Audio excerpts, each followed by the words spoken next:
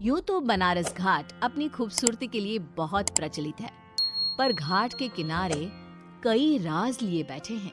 ये कहानी शुरू होती है बनारस के घाट के पास बने ममता निवास से, जहाँ प्रिया लाल जोड़े में ममता के घर उसकी बहू बनकर आती है। आओ आओ बहू, घर को अपने पैरों से पवित्र करो। ममता घर की दहलीज पार कर ही रही होती है कि अचानक एक बहुत गंदी सी बास पूरे घर में फैल जाती है।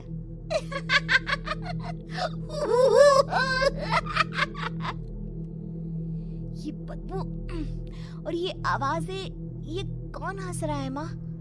अब ये पड़ोसी ना हमारे थोड़े अलग से है। कहाँ हम शाकाहारी और ये मांस मच्छी खाने वाले। छोड़, तू ध्यान मत दे और गृह प्रवेश कर। और हाँ बहू, अपनी सास की एक बात हमेशा याद रखना, इन पड़ोसियों से तो कभी बात नहीं करेगी। अच्छे लोग नहीं है ये। अपनी सास की ये बात मानेगी ना बेटा? हाँ माँ, जो आपकी मर्जी, मैं उनसे बात नहीं करूंगी। अगले दिन प्रिया अपनी पहली रसोई बनाने रसोई घर में जाती है। ये छोकी बात तो नाक में जा रही है। एक काम करती हूँ, खिड़की खोल देती हूँ। प्रिया खिड़की खोलने जाती है। इतने जाले, लगता है इस खिड़की को कभी खोला ही नहीं गया। पर ऐसा क्यों? ओह, नॉन वेज की स्मेल आती होगी ना। 2 मिनट के लिए खोल लेती हूँ, फिर बंद कर दूंगी। प्रिया खिड़की खोलती है। खिड़की खोलते ही उसकी नजर सामने वाले घर की खिड़की पर पड़ती है, जहाँ एक लड़की खड़ी होती है। हाथों में मेहंदी, लाल रंग की साड़ी, बिल्कुल सजी धजी, मानो प्रिया की तरह ही वो भी नई नवेली बहू हो। वो प्रिया को देखकर मुस्कुराती है। हे भगवान, माँ ने तो इनसे बात करने को मना किया था। प्रिया फौरन ही खिड़की बंद कर देती है और तवे पर चढ़े रोटी की ओर देखने लगती है, पर वहाँ रोटी न होकर मछली पड़ी होती है। ये क्या? पहली ही रसोई में इतनी बड़ी गलती! हे भगवान, अब मैं क्या करूं? प्रिया बहुत डर जाती है और फौरन रसोई की सफाई करने और फिर सभी के लिए खाना बनाने लग जाती है। जब वो सबको खाना परोसती है, सब तो ठीक है, मैं बेकार में चिंता कर रही थी। हे भगवान, ऐसे ही बस अपनी कृपा बनाए रखना। रात के वक्त जब सब सो रहे होते हैं, तब प्रिया को पायल की आवाज सुनाई देती है, जिससे उसकी आंख खुल जाती है। ये पायल की आवाज कहाँ से आ रही है?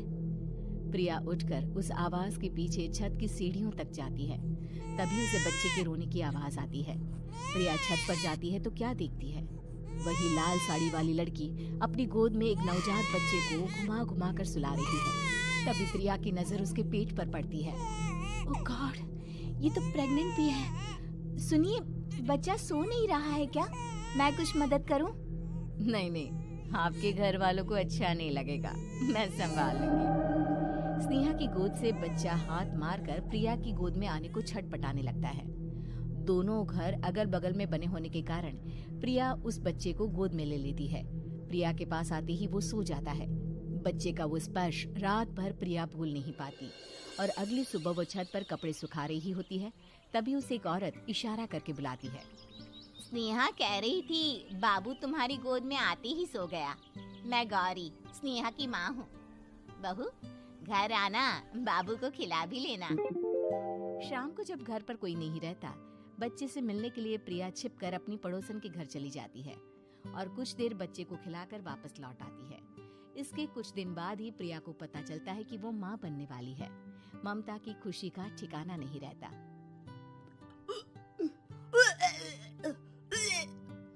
माँ जी, पता नहीं क्यों उल्टी आ रही है। प्रिया भागती हुई वॉशरूम में जाती है। हरी और लाल रंग की उल्टी करती है। उस उल्टी में से कीड़े निकलते हैं। ये क्या? खून और ये कीड़े! माँ! माँ! प्रिया की आवाज सुनकर ममता दौड़कर आती है, पर बेसिन में कुछ नहीं होता। प्रिया हक्की बक्की रह जाती है। ये सब क्या हो रहा है? प्रिया घबरा जाती है और अपने कमरे में जाकर सो जाती है। डर के कारण वो इतनी थक जाती है कि उसकी आंख लग जाती है। तब उसे ऐसा लगता है उसके पेट पर मानो कोई बैठा हुआ हो।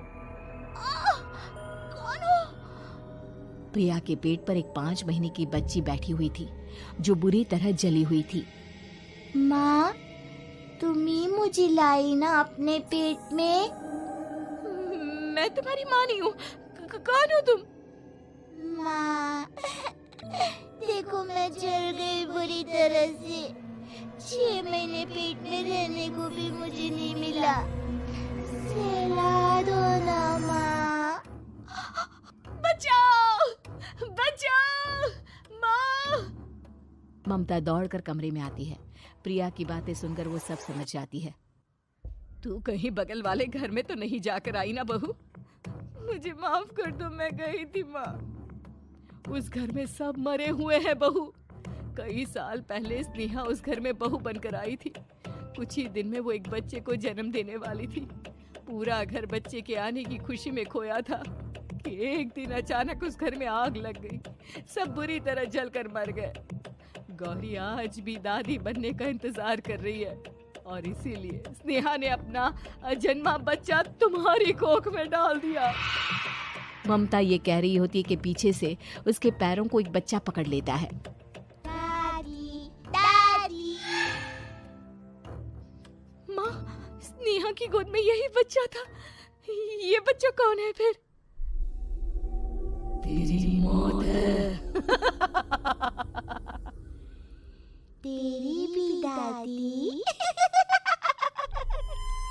जिस चीज का ममता को डर था वही हो गया। ममता निवास के ऊपर मौत ने चादर बिछा दी थी। प्रिया का पेट ऐसे बढ़ जाता है मानो 9 महीने का हो। 2 हाथ उसके पेट से बाहर निकलते हैं। बहू, संतोष को फोन कर, किसी पंडित जी को बुला बहू। प्रिया का पति भागता हुआ घर आता है। ये तो होना ही था माँ। तेरा पाप तेरे सामने आ गया तो तू सह नहीं पा रही है। स्नेहा घर में आग लगी नहीं थी, माँ ने लगाई थी, प्रॉपर्टी की लालच में। और वो बच्चा मेरी पहली पत्नी का बच्चा है, मेरा बेटा, जो कि उस आग की चपेट का शिकार हो गया था। मैंने तुमसे ये सब माँ के कहने पर छुपाया था। मुझे माफ कर दो प्रिया। तुम अगर चाहो तो यहाँ से जा सकती हो। मैं तुम्हें किसी भी बंधन में रखना नहीं चाहता। मेरी शादी हुई है आपसे, मैं आपको छोड़ नहीं सकती, पर उससे पहले हमें स्नेहा, उसकी माँ और बच्चे की आत्मा की शांति करवानी होगी। संतोष और ममता गौरी के घर जाते हैं। अंदर सब कुछ जला हुआ होता है। जमीन पर जली हुई लाशें बिखरी हुई थी। ममता रो रो कर अपने करने की माफी गौरी से मांगती है। प्रिया स्नेहा के घर वालों का अंतिम संस्कार करवा देती है और ममता निवास फिर से आत्माओं के साए से मुक्त हो जाती है।